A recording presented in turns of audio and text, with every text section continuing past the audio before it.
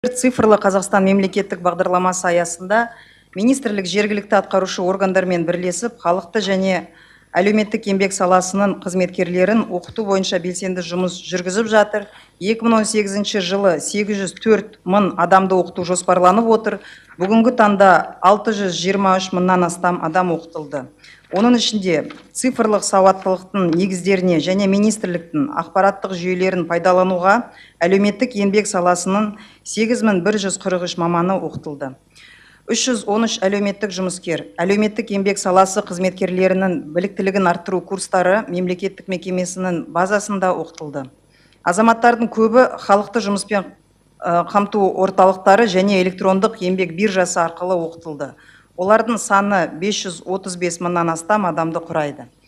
Оның ішінде 255 мыңнан астам жұмыс іздеуші жұмыс іздеудің электрондық форматына көшірілді. 64 мың 771 мың жұмыс беруші вакансияларын электрондық форматқа орналастырды және 215 мыңнан астам адам жұмыспен қамту орталықтары арқылы оқытылды.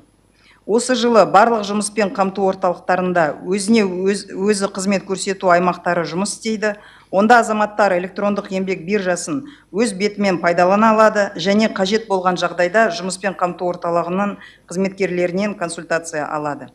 Электрондық еңбек биржасында азаматтарды оқытудың ыңғайлы механизмдері, мысалы, жұмыс берушілер мен жұмыс іздеушілерге арналған оқытушы роликтер, сондай-ақ вакансиялар мен резюмелерді орналастыру бойынша толық нұсқаулықтар бар.